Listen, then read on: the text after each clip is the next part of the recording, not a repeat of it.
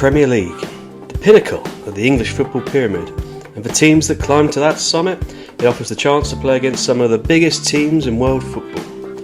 The financial rewards for reaching the top division are frequently hailed by analysts and pundits, often referred to as one of the most lucrative prizes in all of world club football. The most lucrative match in world club football. See? But for all this talk of riches, we here at Numbers Behind the Net want to know: does promotion to the Premier League actually pay? Well, we've chosen 5 teams that achieved promotion over the last decade and have stayed up for at least 5 seasons to see what actually happens to their finances when they reach the promised land of the Premier League. How do we do this? We've trawled through Companies House, analysing 10 years of financial statements for each club and distilled their financial performance down to 3 key metrics: revenue, profitability, cash flows. So, if you want to see just how lucrative reaching the top really is, join us as Numbers Behind the Net presents Premier League Promotion, Does It Pay? Chapter 3, The Eagles.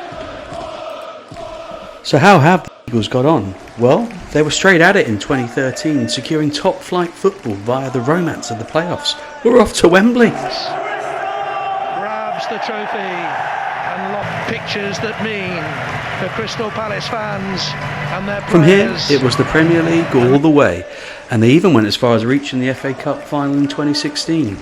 Consistent mid-table finishes with a few surprises along the way. Who could forget this strike? Truly had to be dealt with and was by Stones. And Ross Townsend! A flash of brilliance! Palace would preserve their place even through the COVID dog years and would finish the 2022 season in 12th place. 9 straight years in the top flight. If we look at the 8 positions alone, it looks like Palace is a beacon of consistency. However, this doesn't show the managerial turnover the Eagles have had over that time. Over this period, the list of managers has been Holloway, Millen interim; Pulis, Millen interim; Warnock, Millen interim; Pardew, Allardyce, De Boer, Hodgson. We can take a breather for a second here, as Roy was there for a few years, and Vieira. That's 8 full-time managers over the 10 years. Will this turnover impact the financials? Let's have a look.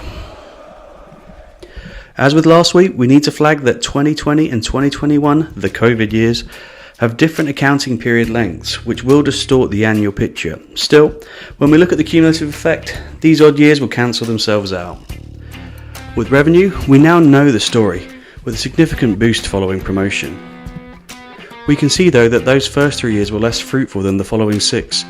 If you remember from our Burnley review, the TV rights deal was renegotiated ahead of the 2016-17 season.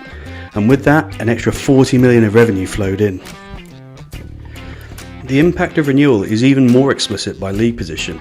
Despite fairly consistent finishes in the Premier League, the impact pre- and post-negotiation is straightforward to see. What's not in question though, is the increase from promotion. The average Premier League revenue is over 9 times that in the Championship. Does that put a spring in your step? Ooh, we've got some serious movers down at Selhurst Park. But what about profitability? The picture isn't as pretty. Palace only generated an operating profit in a third of the years in the top flight. In fact, their year in the Championship was the 4th most profitable. What's going on? That's just that's nonsense. Well, hold on, Tony. Let's just understand what's going on here. It sounds like it's time for our 3-minute P&L step through. You know the drill. Start that timer, grey out that revenue, and let's walk through this thing.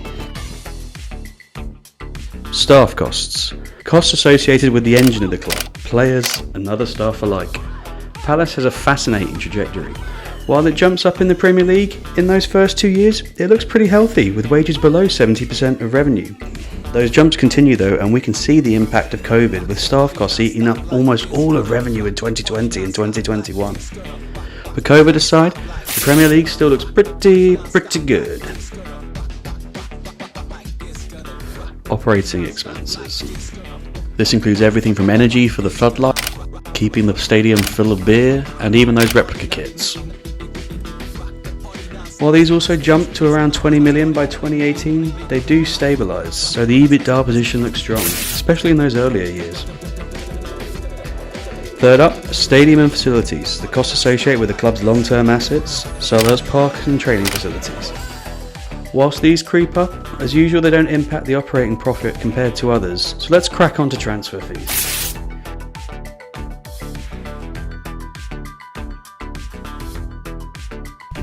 Have we got any signing picks to match Brighton and Burnley's? Oh yes, very nice. It's stark reading when it comes to transfer fee related costs though. In every Premiership year there's been a net cost reaching above 40 million in multiple years. Conversely, the only year a profit was made, the one in green, was the year Palace got promoted. Stripping out these chunky costs again shows how the profitability of remaining in the Premier League deteriorates after the first 2 years, and that was further dinged by COVID's impact. In fact, the Championship promotion year generated 11% operating profit, whereas after 9 years in the Prem, the average loss has been 12%. Keeping the team in the top flight is hard on the bottom line. Positive, I can say. I don't really have any real positive thoughts, and I suppose that is probably about as positive as I can get. Well, come on, Roy, let's check out the cash. Well, using our cash from operations and transfer fees metric, let's see. Cash from operations from those EBITDA line items is dramatic. Chunky inflows in several years with some COVID volatility. But the correlation is clear like revenue, with an average of 15 million per year generated at Selhurst Park. But what about the transfers? Can we raise that transfer signing pick? Wunderbar! Just as compelling, but not so much what we want. COVID aside, the net cash spent on transfers continues to grow throughout the Premier League years. It's almost the opposite of operations, with an average of 25 million cash going out the club on transfer fees each year. So what is the result? Let's skip the graphs. Wow, this was even more of a contrast than Brighton. The Championship, admittedly 1 year only, generated cash, but the average year in the Premier League has seen 10 million go out of the club. It once again highlights the need for continued investment in Premier League clubs from owners. The net debt position illustrates this. Palace went from an 18 million in surplus in 2015 to a net debt of 78 million by 2022. Deeper and deeper pockets are needed to keep a team in the Premier League. But what's happened since? Palace have returned to Roy Hodgson and secured another mid-table finish, giving them a decade of consecutive top-flight football. But it remains to be seen if the transfer strategy at Palace will change to improve the overall financial situation. Next time on Premier League, Does It Pay? We look at Wolves. See you next time.